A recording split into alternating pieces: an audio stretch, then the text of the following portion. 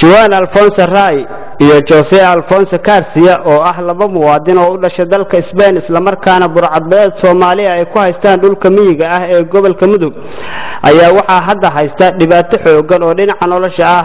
Juan Alfonso Ray oo ah kabtanka markabkii kalluumaysiga ay dejiyeen ciidamada badda ee dalka India laguna magacaabi jiray Vega 5 iyo Jose Alfonso Garcia oo isna ahaa madaxii shaqaalaha ee markabkaas ayaa TV-ga caalamiga ee Somali Channel waxa uu suura gashay in uu helo xog ku aadan xaaladda ay ku nool yihiin labadaas qofood.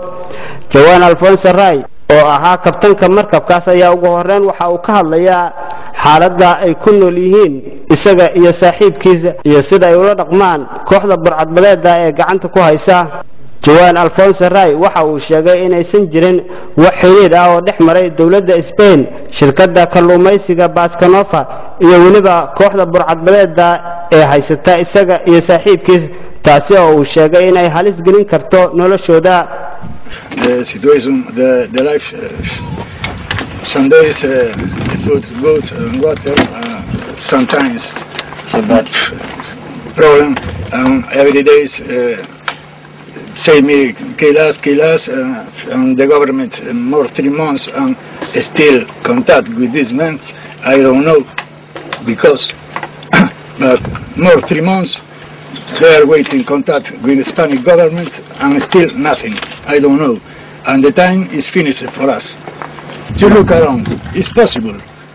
It's possible. Look around. For all. Maybe before, maybe 2 days, no food, only bottled water. Another day, okay, food. But every day you are thinking that in half hour, in an hour, shoot me. Understand? Yeah. Every day we thinking about this. dhinaca kalena Jose Alfonso Garcia oo isna ahaa madaxii shaqaalaha ee markabkaasi ay dejiyeen ciidamada badda ee dalka India ayaa isaga oo ku hadlaya afkiisa hooyo ee dalka Spain waxa uu sheegay inay haysato xaalad caafimaad darro isaga iyo saaxiibkiis, taasi oo uu sheegay inay kaga timid cunno yari, nadaafad xumo, biyaha la siiyo oo ah kuwa aan nadiif ahayn iyo walwal fara badan maadaama had jeer lagu hayo qori caaradiis.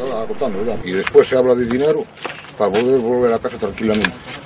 Por favor, solamente les pedimos eso, que nos ayuden. Y no hay más. Creo que ya es suficiente lo que podemos decir. Que cada día la situación es peor y el tiempo se nos está agotando ya poco a poco. Amenazas todos los días y cada 2 por 3 pistolan en la frente o lo que sea. Y eso sí no puede ser. Yo le pido al gobierno, solamente al gobierno español, que ponga un poquito de su parte, porque aquí no hay ni vascos ni catalanes, somos todos de la misma comunidad y todos somos españoles, así que por favor que nos ayuden. kooxda gacanta ku haysta labadan qofood ayaa waxa ay siideyntooda ku xireen lacag dhan 10 milyan oo dollarka Mareykanka iyo in sidoo kale loo soo daayo 81 qof oo Soomaali ah kuwaas oo ciidamada dalka India ay ka qabteen badweynta dalka India sida uu sheegay afayeen u hadlay kooxda haysata labadan qofood. midda labaad oo ku haynaa waxay tahay 81 nin jira meesha la Hindiya lagu hayo waxa ahay mataqaan nimanka xaq u dirirka oo badooda ilaashanayay Hindiya xiratay ayaa madax furasho looga rabaa nimankaas ayaan u haysanaa. lacagtaanina waa mid iska sharciyo taas macnaha hadalku ma jirtaba waa ganaax ku xadgudubka badda ay ku soo xadgudbeen biyaha Soomaaliya. badaha waa la kala yaqaanaa, khayraad ku jirana waa la kala yaqaanaa. waa hadda aan ku idin tusnay oo idin ku arkaysaan ayagoo wata badayna argoostadii loo yaqiinay, kalluunka loo yaqiinay, libaaxina loo yaqiinay ayagoo gacanta ku haya. marka dakano ay naga galeen iyo deeqdayn ay naga siteen ayaan u daba joognaa dunida meel allaale iyo meesha ay tagan uga daba tagnaa cid kasta ee naga qabtana garaana waa ku daba jirnaa. oo dawladda Hindiya ugu bishaaraynayna in ay ku bishaaraysanayso iyo shacabka Hindiyada dadkaas dakanada loo geystay Soomaaliyeed in rag cadaaya ee badiba ka fariistay ay mataqaana liigu ku koray qalab kale ay soo qaadeen kuna ay maqan yihiin Hindiya farxadda maanta ay farxsan tahay inay ooyin ku bedelato.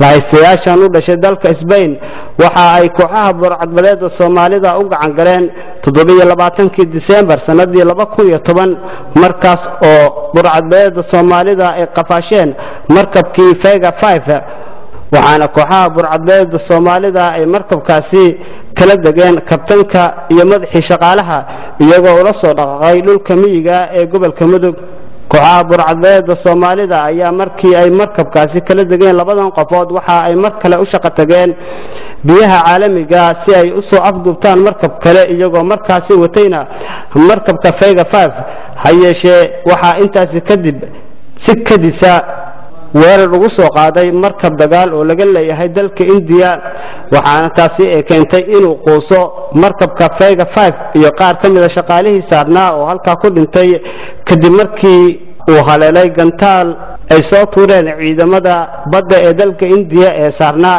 markabka dalka India laga leeyahay ee weerar ku soo qaaday kooxdan burcadbeeda iyo markabka ay wateen ee Fayga 5 Axmed Khaliif Geedi telefishinka caalamiga ee Somali Channel kalkacyo